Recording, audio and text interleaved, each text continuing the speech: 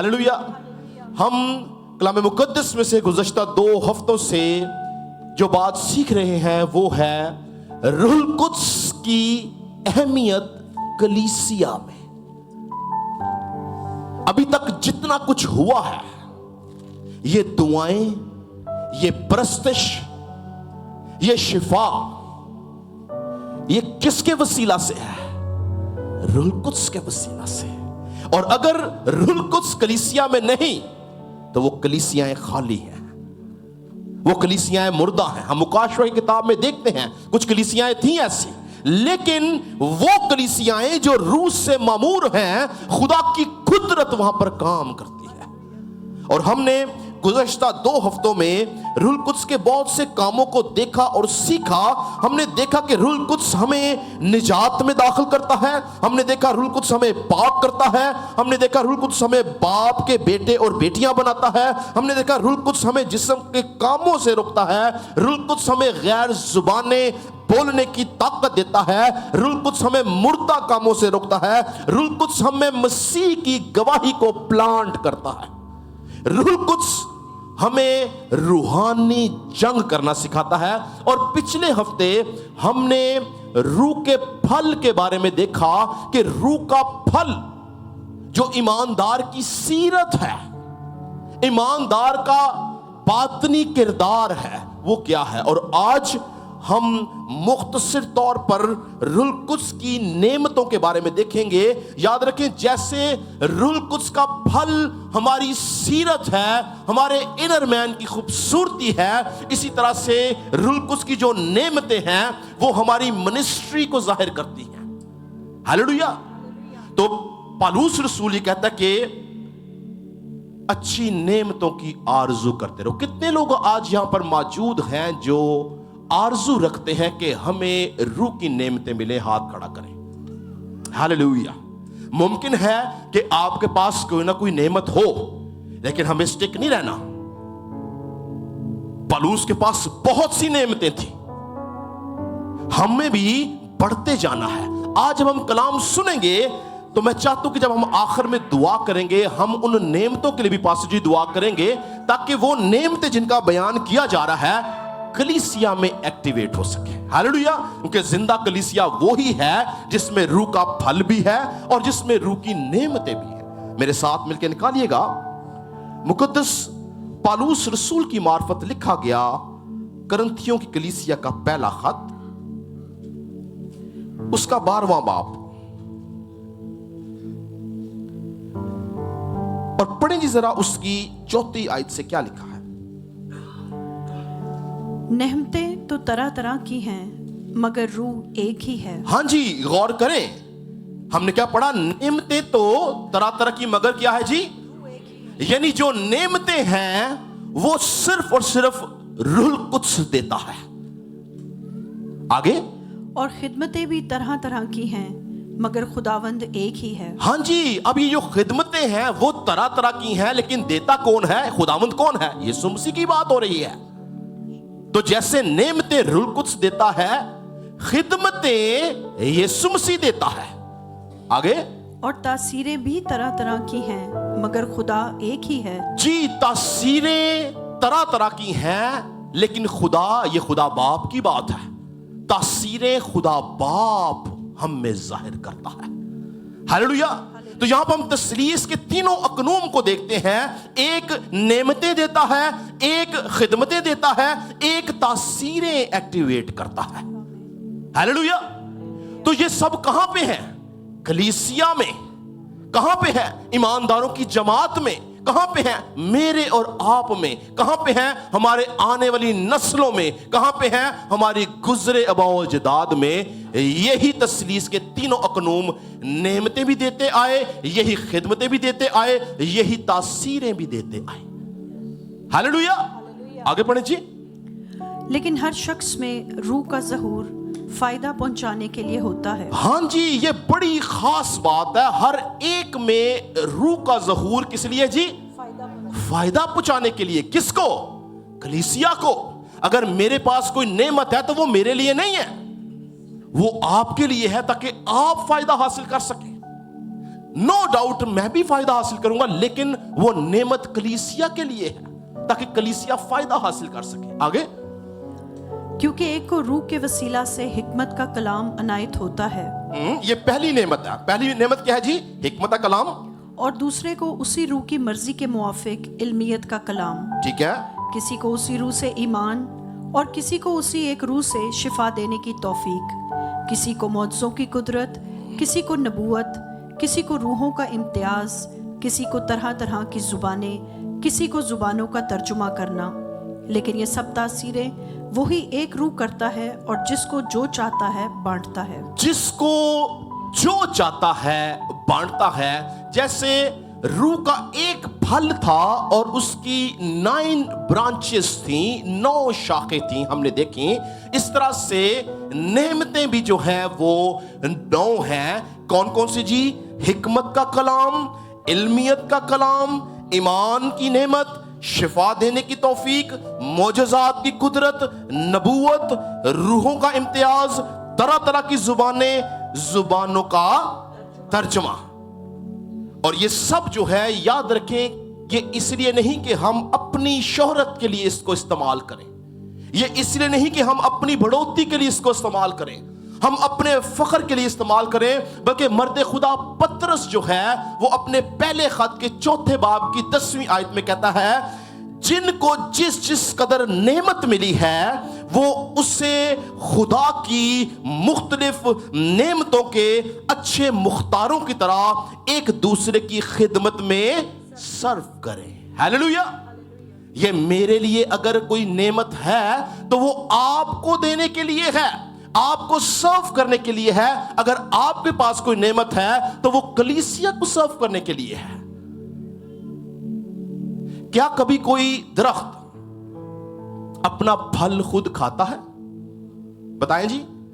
No, दूसरे उस दरख्त का फल खाते हैं। नेमत भी ऐसे ही है। जो नेमत आपको मिली है वो दूसरों के लिए है, दूसरों की रूहानी तरक्की के लिए है, दूसरों की रूहानी बढ़ोतरी के लिए है। इसलिए कहा गया है कि उसको, उस खिदमत को दूसरों में सर्व किया जाए ताकि कलीसिया जो है वो तरक्की करे। पहली नेमत क्या है जी? हिकमत का कलाम। हालेलुया। सब बोले हिकमत का कलाम। हिकमत का कलाम, इसको 2 तरह से आप समझ सकते हैं। ये क्या है हिकमत का कलाम? गौर कीजिएगा। पहले नंबर पर यह हिकमत का कलाम वो है जो खादमीन कलाम बयान करते हैं। वो खुदा के भेदों, खुदा के मुकाशफात को, खुदा की सच्चाइयों को जो इस कलाम में कलम बंद है वो मंजर आम पर लाते हैं।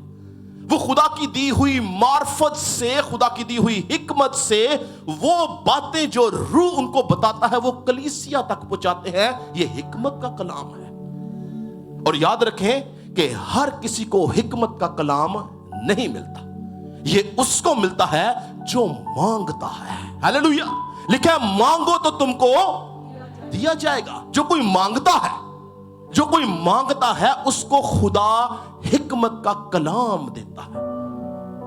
अक्सर खादमीन टाके तो शुरू होणगे ते बंगाले जा पहुंचणगे, पता नहीं आयत की बोली ते तशरीह की कर देती।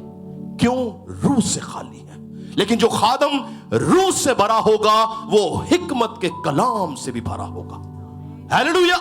इसलिए ये नेमत जो है ये उन खादमीन के लिए है जो मांगते हैं खुदा से, उनको हिकमत का कलाम मिलता है। और इस हिकमत के कलाम को एक और तरह से भी समझा जा सकता है। ये कलाम जो है ये वो कलाम है जो खुदा आपको किसी मुश्किल फैसले में, किसी मुश्किल बात में, किसी मुश्किल किस्म की सिचुएशन में आप पे कोई बात जाहिर करे, वो भी हिकमत का कलाम है। जैसे इसकी एग्जाम्पल आप देख सकते हैं। हम अनाजीले अरबा का अगर मुताला करें तो वहां पे हम देखते हैं कि खुदावंद यीशु मसीह को फक्की फरीसियों ने फंसाने के लिए एक सवाल किया। उन्होंने ये बोला कि क्या कैसर को जजिया देना रवा है या नहीं। यह शरारत थी, यह शरारत थी यीशु को फंसाने की। लेकिन यीशु जो हिकमत और मार्फत का मंबा है। वो जानता था कि उसने क्या जवाब देना है। क्या लिखा? यीशु ने बोला एक सिक्का मेरे पास लेकर आओ। और यीशु ने क्या बोला? इसमें किसकी तस्वीर है? उन्होंने कहा जी कैसर की। यीशु ने कहा जो कैसर का है वो कैसर को दो, जो खुदा का है वो खुदा को दो। हालेलुया। ये हिकमत का कलाम था। और आप देखें तो लिखा है कि वो ताज्जुब करके वहां से चले गए। और बहुत से ऐसे मौके हमें बाइबल मुकद्दस में मिलते हैं जहां पर लोगों ने खुदा यीशु मसीह को फंसाने की कोशिश की, मगर यीशु मसीह ने हिकमत के कलाम के वसीला से उनको खामोश किया। तो ऐसी बहुत सी एग्जाम्पल्स हम देख सकते हैं। आपको खुदा कभी भी किसी भी मुश्किल सिचुएशन में अगर आपको हिकमत देता है कि क्या करना है, तो वो हिकमत का कलाम है। वो सिर्फ खादम के लिए नहीं है, वो आम कलीसिया के लिए भी है। आपको भी खुदा मुश्किल फैसलों में जब बताए तो वो हिकमत का कलाम है। हालेलुया।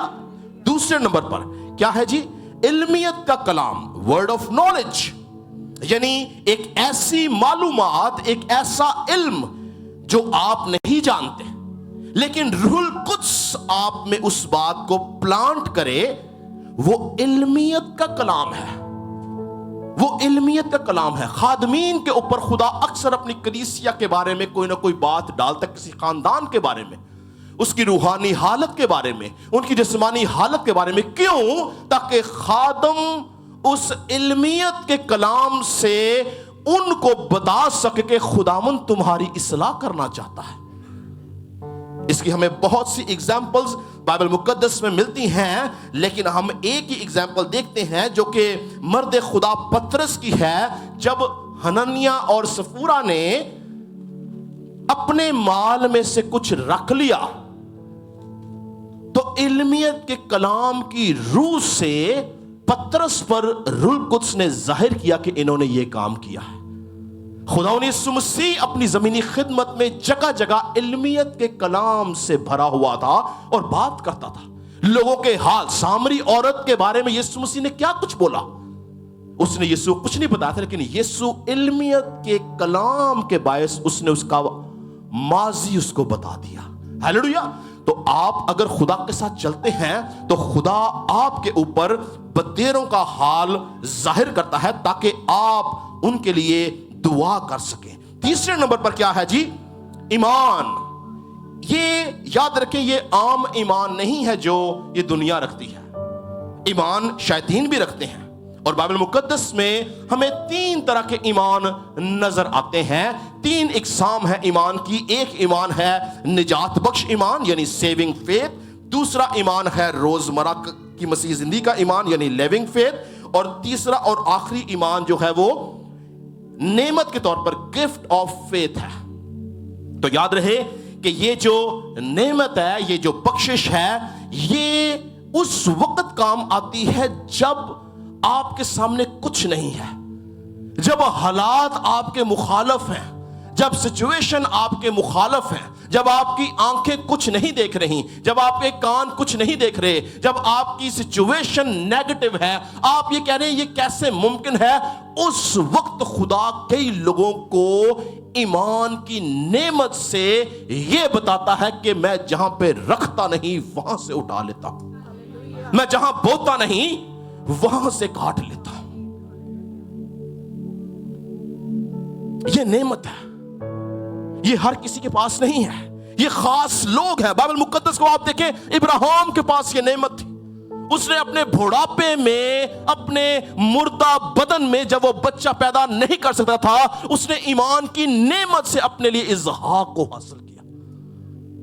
मर्द खुदा अलीशा के बारे में देखें तो जब काल बहुत पीक पर था तो अलीशा ने एक पेशन गोई की ईमान से। उसने बोला कल सामरिया के फाटक पर एक मस्काल, एक पैमाना मैदा और जौ बिकेगी। और लिखा है कि वहां पे जो शख्स खड़ा था जिस पर बादशाह तकिया करता था, वो कहता है आए मर्दे खुदा, अगर खुदा आसमान में खिड़कियां भी खोल दे तो यह मुमकिन नहीं। उसने बोला तू देखेगा मगर खाने ना पाएगा। और बाइबल यह कहती है जैसा मर्द खुदा अलीशा ने बोला अगले दिन वैसा ही हुआ।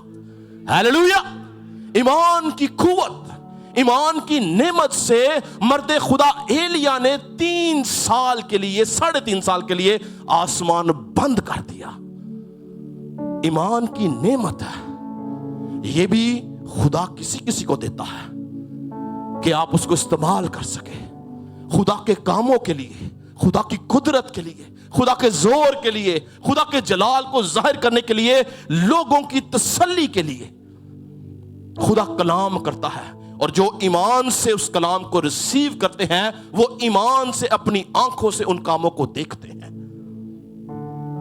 तो तीसरे नंबर पर है ईमान की कुव्वत। चौथे नंबर पर है शिफा देने की कुदरत। हालेलुया, शिफा देने की कुदरत। याद रखें ये नेमत जो है, ये नेमत भी बड़ी खास है और खुदा ने यीशु मसीह की जमीनी खिदमत में हमने यीशु मसीह की जिंदगी में इस नेमत को बड़ी कसरत के साथ जाहिर होते देखा। यीशु मसीह ने बेशुमार मौजज़ात किए। आज भी कलीसिया में खुदा ऐसे लोग खड़े करता है जिनके वसीला से खुदा मौजज़ात करता है। जितनी नेमतें मैंने बताई, मेरी बात को गौर से सुनेगा, ऐना तुमने का पादरी आस्ते किया ने कलीसिया के लिए है। अगर आप खुदा के साथ चलने वाले हैं, कलाम की हिकमत का कलाम आपको भी मिल सकता है। अगर आप खुदा के साथ चलने वाले हैं, इल्मियत का कलाम आपको भी मिल सकता है। अगर आप खुदा के साथ चलने वाले हैं, ईमान की नेमत आपको भी मिल सकती है। अगर आप खुदा के साथ चलते हैं तो शिफा देने की कुदरत आपको भी मिलती है। ये कलीसिया के लिए है, किसी खास पासबान के लिए नहीं है। ये कलीसिया के लिए है, जो कोई चाहे वो खुदा से हासिल कर सकता है। तो याद रखें कि जो शिफा देने की कुदरत है, ये भी एक नेमत है और इसके बारे में रिसर्च ये बताती है कि ये खुदा बड़े हम्बल लोगों को देता है, जो बड़े आजिज है खुदा के हुजूर, क्योंकि ये एक ऐसी नेमत है जो बंदे में प्राइड को पैदा करती है। तो खुदा बड़े हम्बल लोगों को ये नेमत देता है। उसके बाद 5वें नंबर पर है मौजज़ात की कुदरत। तो याद रखें कि मौजज़ात की कुदरत जो है, ये शिफा की नेमत से मुख्तलिफ है। इसका दायरा वसी है, इसका दायरा वसी है। बहुत सारे लोग मौजज़ात की कुदरत को जो है वो शिफा की नेमत के साथ मिला देते हैं। याद रखें, शिफा की नेमत जो है वो सिर्फ बदनों में जाहिर होती है, लेकिन मौजज़ात की कुदरत एक ऐसी कुदरत है जो कुदरत के कामों में मुदाखलत करती है, कुदरत के कामों में हलचल डाल देती है, कुदरत के कामों में ऐसे काम करती कि इंसान सोच भी नहीं सकता। मौजज़ाती कुदरत। मूसा को देखा, मूसा ने इस कुदरत के बाइस जो खुदा ने उसको दी थी, लाठी मारी समंदर पर, समंदर 2 हिस्सों में तकसीम हो गया। हालेलुया। मौजज़ात की कुदरत भी खुदा कलीसिया में रखता है। तो वो लोग जो खुदा पर भरोसा रखते हैं, उनकी जिंदगी में खुदा बड़े बड़े मौजज़ात करता है। यीशु मसीह ने क्या मौजज़ा किया? 5 रोटियां कितनों ने खाई जी? कुछ ज़हन मानता है? 5 रोटियां मुझे लगता है साढ़े पंजाबी एक बंदा खा जाएगा। क्यों जी? एक बंदे को दे, वो एक बंदा 5 रोटियां खा जाएगा। यीशु ने 5000 को वो खिलाई। ये है मौजज़ात की कुदरत। तो याद रखें, कलीसिया में मौजज़ात की कुदरत को रखा गया है ताकि कलीसिया के वसीला से बरकत पाए। छठे नंबर पर सॉरी मैं ज्यादा डिटेल में नहीं जा रहा हूं, मैं चाहता हूं कि पास्टर जी को थोड़ा टाइम दिया जाए। और छठे नंबर पर है नबूवत। अच्छा, अब सुने नबूवत के बारे में, बड़ी प्यारी बात है नबूवत। पुराने अहदनामा में नबूवत के लिए नबी थे। आज आपको पता है कलीसिया में आप सब नबूवत कर सकते हैं, आप सब नबूवत कर सकते हैं। हुण सारे मेरे ते नबूवत ना कर देना, आप सब नबूवत कर सकते हैं। क्यों? कि पुराने अहद में मुकर्रा लोग थे जिन पे खुदा का रूह उतरता था। नबी सिर्फ नबूवत करता था, बाकी लोग सुनते थे। लेकिन आज चूंकि रूह कुदस सिर्फ आता नहीं बल्कि रूह कुदस मौजूद है हम में, इसलिए हम सब नबूवत कर सकते हैं। हालेलुया। मेरे साथ पढ़ लें एक हवाला, पहला करंथियों 14 बाब, पहला करंथियों 14 बाब पढ़े जी जरा, उसकी 30 और 31 आयत में क्या लिखा है।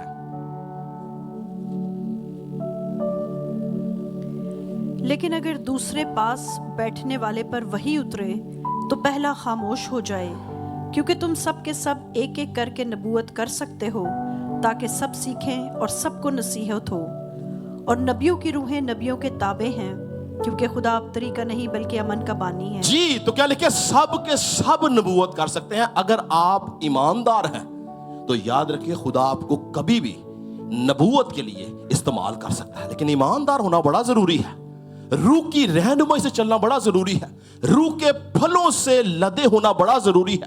पाकीज़गी में जिंदगी जीना बड़ा जरूरी है। जब हम पाकीज़गी में रहते हैं, खुदा किसी भी वक्त किसी भी नेमत को हम में डालकर इस्तेमाल कर सकता है। तो इसलिए नबूवत नए अहदनामा में सब ईमानदार कर सकते हैं जिसको खुदा तौफीक दे। लेकिन यह एक बड़ा सेंसिटिव मामला भी है। लिखा है कि नबूवतों की हकारत ना करो, लेकिन यह भी लिखा है कि उनको परखो जरूर कि खुदा की तरफ से है या नहीं। हमें यह भी समझना है रूह की रहनुमाई से कि क्या नबूवत करने वाला खुदा की तरफ से है या नहीं। तो इसलिए याद रखें, ये जो नेमत है ये हम सब के लिए है। हम सब जो है वो नबूवत कर सकते हैं। 7वें नंबर पर है रूहों का इम्तियाज।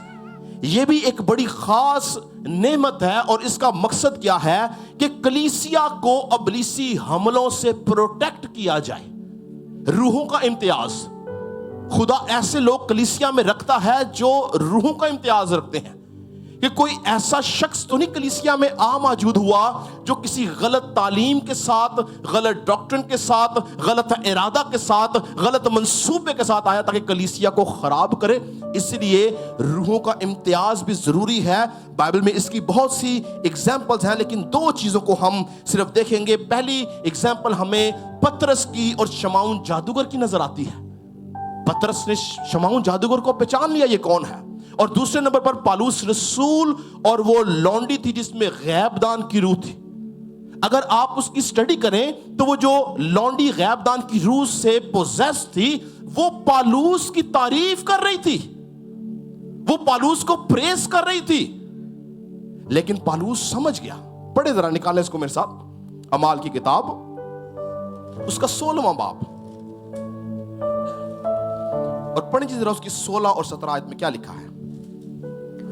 जब हम दुआ करने की जगह जा रहे थे तो ऐसा हुआ कि हमें एक लौंडी मिली जिसमें गैबदान रूह थी। वो गैब गोई से अपने मालिकों के लिए बहुत कुछ कमाती थी। वो पौलुस के और हमारे पीछे आकर चिल्लाने लगी कि ये आदमी खुदा ताला के बंदे हैं जो तुम्हें निजात की राह बताते हैं। जो तुम्हें निजात की राह बताते हैं, ये तारीफ कर रही है, ये प्रेज कर रही है। लेकिन पालूस रसूल ने इस तारीफ को, इस प्रेज को एक्सेप्ट ना किया, क्योंकि जानता था कि ये रूह कौन सी है। और पालूस इसको रिब्यूक करता है और उसने इस रूह को डांटा और उस लड़की को आजाद किया। हालेलुया। समटाइम्स याद रखें, अगर आपको कोई प्रेज कर रहा है, मत सोचे कि वो स्पिरिट ठीक है। मुमकिन है वो स्पिरिट इब्लीस की तरफ से हो, और प्रेज करने वाली स्पिरिट असल में इब्लीस की तरफ से होती है। ज्यादा जो लोगों को प्रेज करते हैं, हम लोगों को प्रेज नहीं करते। अगर आप खुदा को प्रेज कर रहे हैं तो आपके अंदर रूह है, लेकिन अगर आप लोगों को प्रेज कर रहे हैं तो गैबदान की रूह है। बहुत सी दुनिया आज इस काम में शामिल है, पादरी को प्रेज करना, जिनसे कुछ फायदा है उनको प्रेज करना।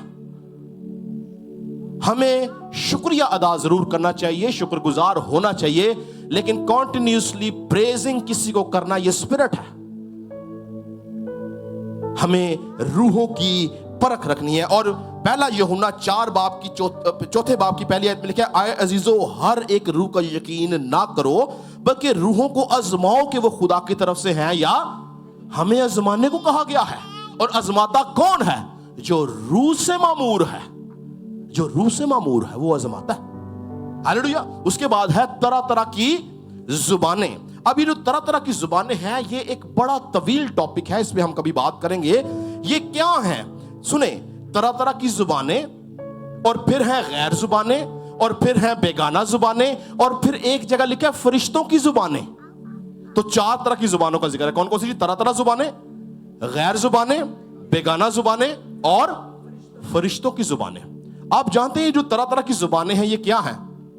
बहुत सारे लोग इनको ये समझते हैं कि जो हमें गैर जुबान खुदा से मिलती है ये वो है। बिल्कुल ये वो ही है, لیکن یہ طرح طرح کی زبانیں جو ذکر ہے یہ اس دنیا کی زبانیں ہی ہیں.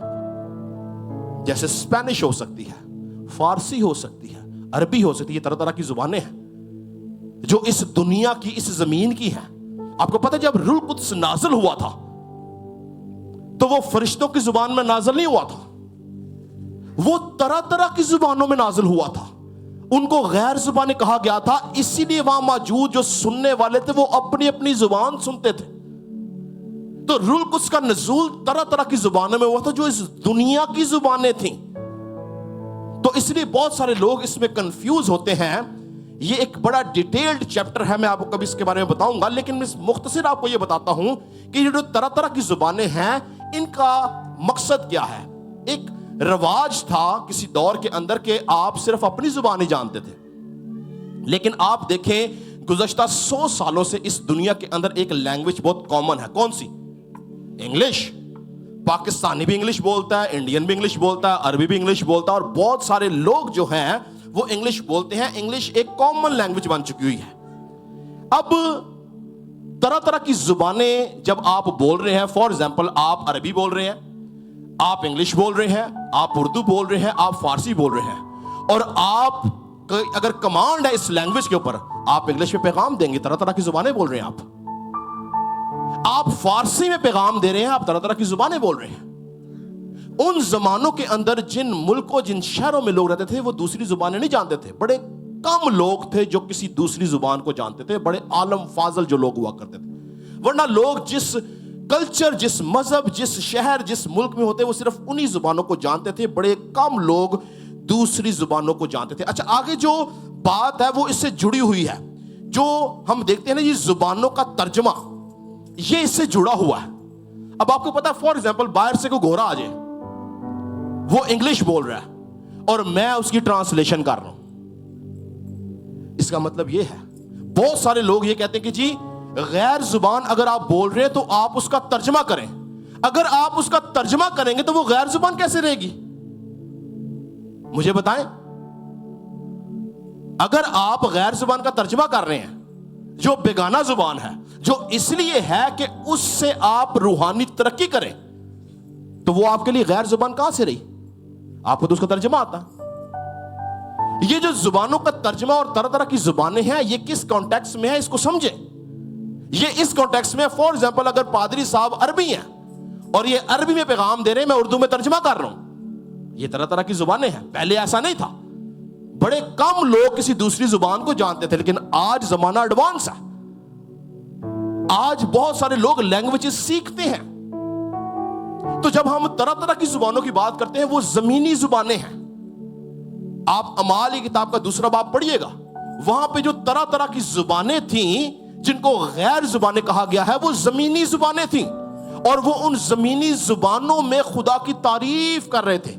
اور لکھے وہاں پہ خدا ترس بہت سے یہودی تھے جو اپنی اپنی زبان میں اس تعریف کو سن رہے تھے. وہ طرح طرح کی زبانیں تھیں. آپ کے پاس اگر جو غیر زبان ہے, ممکن ہے وہ اسپینش, آپ اسپینش نہیں جانتے, آپ کے لیے وہ غیر زبان ہے, لیکن ممکن ہے ایک اسپینش بندہ یہاں بیٹھا سن لے کہ یہ کیا, میرے گھر کے اندر یہ کام ہوا ہے, میرے گھر کے اندر یہ کام ہوا. ایک خادم تھے, وہ آئے اور وہ نبوت کی, اور ایک شخص بیٹھا ہوا تھا, انہوں نے جس اپنی لینگویج میں نبوت کی, وہ جو 7 بھائی تھا وہ نہیں جانتا تھا, اس نے اس کا ترجمہ کیا کہ یہ خداوند یہ بات کر رہا ہے. خدا بر وقت آپ کو ترجمہ دیتا ہے. ممکن ہے کہ آپ نے وہ زبان سیکھی نہ ہو, ممکن آپ نے سیکھی ہو. تو یاد رکھیں کہ یہ طرح طرح کی زبانیں زمین کی زبانیں ہیں, غیر زبانیں بھی زمینی زبانیں ہیں. لیکن جو فرشتوں کی زبانیں ہیں, خدا کئیوں کو فرشتوں کی زبان بھی دیتا ہے. پڑھیں 1 کرنتھیوں 13 باب میں, اگر میں فرشتوں کی زبانیں بولوں تو آپ کے پاس جو فورن لینگویج ہے آپ کو نہیں پتا وہ کون سی ہے. ممکن ہے فرشتوں کی زبان ہو, ممکن ہے وہ کسی اور ملک کی زبان ہو, کسی اور قوم کی زبان ہو, آپ کے لیے وہ غیر زبان ہے, اور اس کا ترجمہ خداوند آپ کو کبھی دے گا کبھی نہیں دے گا. یہ کوئی ہارڈ اینڈ فاسٹ رول نہیں ہے. پالوس ضرور کہتا ہے کہ ہمیں ترجمہ کرنا چاہیے, لیکن وہ جس ترجمے کی بات کر رہا ہے وہ اسی ترجمے کی بات کر رہا ہے. اگر آج کوئی انگریز خادم آ گیا ہے اور آپ کو انگریزی نہیں آتی, وہ آپ کے لیے फॉरेन लैंग्वेज है, लेकिन अगर मैं उसका तर्जमा कर रहा हूं आपको एग्जैक्ट पता कि वो क्या बात कर रहा है। हालेलुया, मैं उसका तर्जमा कर रहा हूं। ठीक है जी। उसके बाद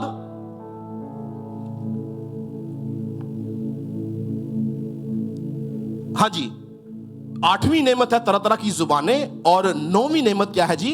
जुबानों का तर्जमा। अब याद रखें कि जब जुबानों के तर्जमे की हम बात करते हैं, ये भी बड़ा कॉम्प्लिकेटेड आज इस दुनिया में। मैं कल रात मेरी क्लास थी, सेमिनरी में मैं पढ़ा रहा था, तो वहां पे एक क्वेश्चन रेज हुआ। उन्होंने बोला कि जी हमें बड़ी मुश्किलात का सामना है। एक शख्स ने बोला कि जी ये तो बदरूहें भी गैर जुबान बोलती हैं। मैंने कहा जी बिल्कुल बोलती होंगी, लेकिन याद रखें जब बदरू गैर जुबान बोलेगी, अगर आप ईमानदार हैं तो आपको पता ये कौन है, आपको पता ये कौन है। लेकिन अगर आप ईमानदार नहीं, आप रूह से खाली हैं, तो आप उस बात को नहीं समझ पाएंगे। जो रूह से मामूर है वो जानता है कि ये गैर जुबान कौन बोल रहा है। और वो जो गैर जुबान बदरू बोलते, याद रखें वो कुछ और, वो आपको डिसीव करती है। लेकिन जो गैर जुबान रूह कुछ आप में प्लांट करता है, वो आपकी रूहानी तरक्की के लिए है, वो आपको रूहानी इक्विप करने के लिए है, वो आपको मजबूत करने के लिए है, वो कलीसिया की तरक्की के लिए है। और फिर जहां पे पौलुस कहता है ना तर्जमा करो, उस वक्त वो दुआ करते थे और कोई शख्स नबूवत करता था गैर जुबान में, तो पौलुस कहता है कि अगर कोई तर्जमा कर सके तो तर्जमा करे। लेकिन उस वक्त बहुत सारे लोग तर्जमा नहीं कर सकते थे, लेकिन आज बेशुमार लोग मुख्तलिफ लैंग्वेजेस को जानते हैं। इसीलिए याद रखें कि ये दो बातें बड़ी फेमिलियर हैं, तरह तरह की जुबानें और जुबानों का तर्जमा। इस बात को समझना है कि ये खुदा की तरफ से नेमत है और खुदा देता है ताकि कलीसिया इसके वसीला से बरकत पा सके। हालेलुया। अगले हफ्ते हम और कुछ चीजों को सीखेंगे कि रूह कुदस किस तरह से हमारी जिंदगियों में काम करता है। तो याद रखें ये जो 9 नेमतें हैं, ये कलीसिया के लिए हैं, आम लोगों के लिए, ये खादिम के लिए नहीं है सिर्फ। बेशक खादिम भी इस नेमतों को हासिल करता है, लेकिन ये आप लोगों के लिए है। इसलिए पौलुस रसूल कहता है कि रूहानी नेमतों की आरजू रखो। आप आरजू रख के खुदा मुझे इन नेमतों में से कोई नेमत दे। मेरा ईमान है कि वो आपको नेमत बांटेगा। हालेलुया। खुदा ने सबको बरकत दे जी।